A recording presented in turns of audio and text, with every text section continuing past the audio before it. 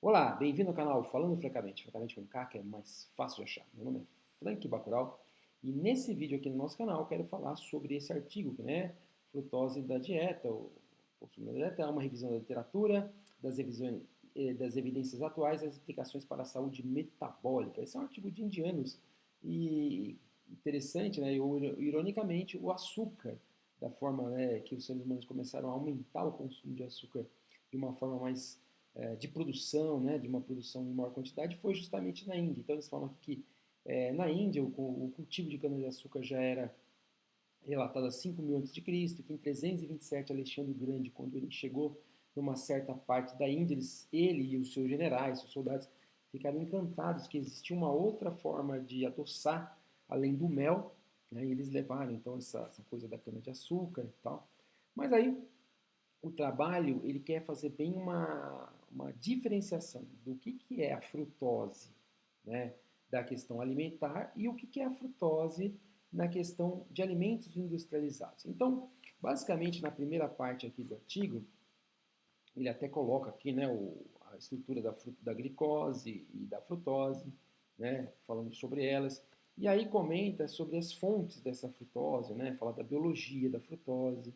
Mas basicamente o que interessa para a gente é que desde esse momento em que a frutose era cultivada na Índia, foi levada para o Ocidente como um todo, para Alexandre o Grande, e aí ele fala que a partir dos anos 60 a indústria começou a obter grande quantidade de frutose a partir do amido de milho. Então, primeiro, eles transformavam esse amido de milho em glicose, faziam a hidrólise dele em glicose, e depois faziam a isomeração em frutose, ou seja, trocavam aqui, né? Você pode ver que aqui a glicose tem essa dupla ligação com o oxigênio aqui numa posição e a frutose tem outra. Então eles faziam primeiro a hidrólise para achar aquele glicose, depois fazer essa troca aqui que chama isomeração. Tá?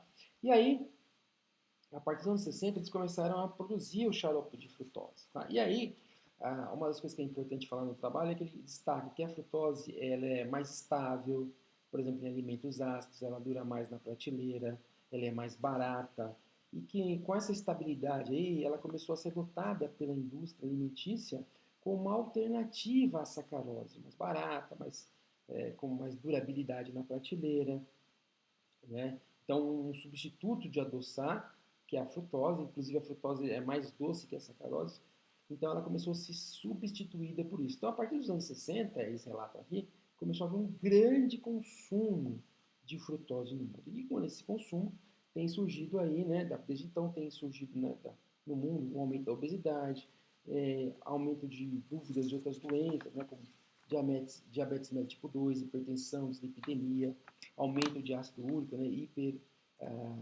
hiperuracidemia na corrente sanguínea. Então ele fala de tudo isso. Mas primeiro aqui, então, ele fala do metabolismo, como já disse, e aí ele relata que nos alimentos a frutose está em baixas quantidades, tá?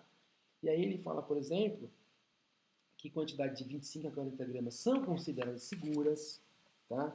E que, ao contrário das bebidas adocicadas, que eles falam que, assim, que a frutose começou a ser usada muito em bebidas, né, os refrigerantes, por exemplo, e nos alimentos de confeitaria. Então, ele conclui aqui um momento, ele diz assim, olha, ao contrário das bebidas adocicadas com frutose a partir de xarope de milho, que esse xarope de milho tem xarope de milho com 42%, xarope de milho com 55%, e às vezes até eles conseguem um xarope de milho de 90%, ou seja, né, um xarope de milho com alta frutose, 90% de frutose e 10% de glicose. Então, normalmente tem 42% de frutose, xarope de milho que tem frutose com 42%, o resto é glicose. O outro, 55% frutose, o resto é glicose. E tem até 90%. Então, é a partir dessas fontes aí não naturais, vamos dizer assim, né, que tem problemas de saúde, não dos alimentos. Inclusive, eles dizem aqui, os autores, que as frutas e os vegetais eles podem ser uma alternativa saudável quando consumidos em moderação a esses alimentos industrializados que são ricos em frutose. Inclusive, até falei aqui já em vídeo aqui no canal, que o pessoal precisa ter bom senso, né? Porque até a água, quando não é tomada em quantidades adequadas, faz mal. E aí, por último, o que o trabalho fala, e ele relata algumas evidências, por exemplo, eu vou mostrar aqui para vocês, né? Então ele fala aqui um pouco da história, que é a substância, como ela se transforma em glicose no fígado, o que acontece com ela, na primeira passagem 70% já é metabolizada, né, quando ela sai do intestino vai para o fígado, que ela é absorvida junto com a ajuda da glicose por um transportador chamado UT5, então toda vez que tem glicose, a frutose também é absorvida com mais facilidade. Ele está aqui nos alimentos naturais, você tem glicose com frutose, não tem essa discrepância maluca aqui que a gente tem, né, que é justamente essa coisa de xaropes aí riquíssimos em frutose, e aí paralelamente diminui a glicose, tá? Então ele fala aqui do metabolismo. Aí os riscos, né?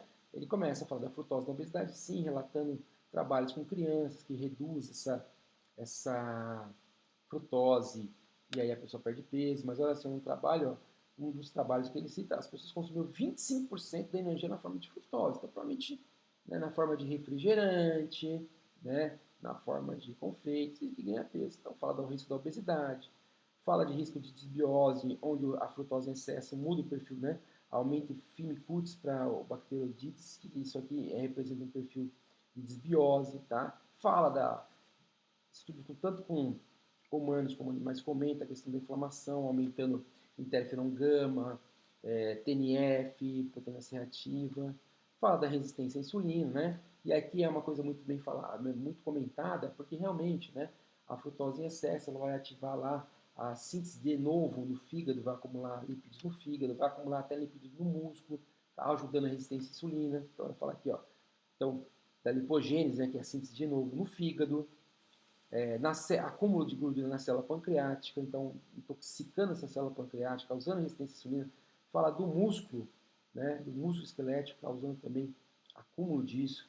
Fala aqui da esteatose hepática, tá?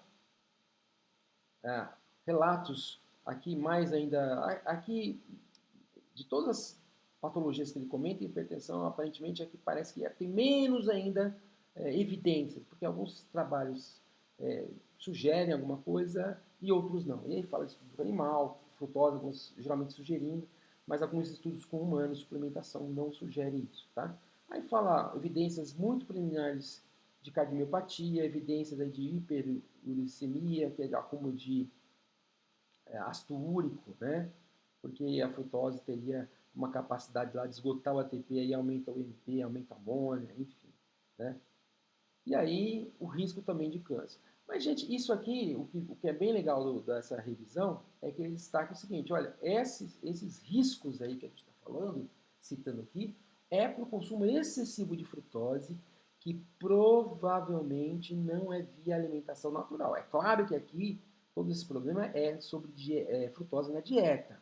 Porém, que fique bem claro que essa fonte da dieta, inclusive ele comenta aqui que hoje as bebidas ou os alimentos ricos em xarope, o high fructose syrup, o xarope de milho rico em frutose, se tornou a principal fonte de frutose na dieta. Não são mais as frutas do alimento. Então, a principal fonte de frutose que a gente tem hoje são os xaropes de milho enriquecidos, esses industrialmente produzidos.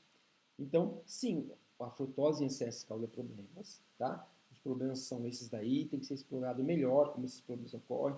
Algumas evidências, como para a obesidade, estão mais estabelecidas, outras, como para o câncer, estão menos estabelecidas. Mas, de qualquer forma, preciso deixar claro, daí o motivo de ter sido feito esse vídeo, que quando o assunto é frutose via comida, alimento natural com moderação, isso não é verdade, isso não ocorre. Então, tomar muito cuidado com as pessoas que estão fazendo terrorismo para cortar fruta, para cortar qualquer coisa que tenha frutose, que é de origem natural. Tá, ok? Então, bom senso sempre, tá? As pessoas pegam um assunto, não uma evidência, o próprio câncer que eu falei aqui, né? Ainda são evidências que não estão bem determinadas, e aí faz um terrorismo nutricional, corta isso, fruta é do mal, fruta vai deixar criança obesa, um desserviço, né? Que às vezes a gente pensa quando se fosse um serviço para alguém que não é da área, não é nutricionista, por exemplo, até passa, né? Mas quando o nutricionista começa a fazer isso, a gente dá um desânimo, tá bom? Então é isso, vamos aí, né? Sempre procurar as melhores evidências, tá? E juntos aprendemos. Então, deixe seu like, até o próximo vídeo. Tchau, tchau.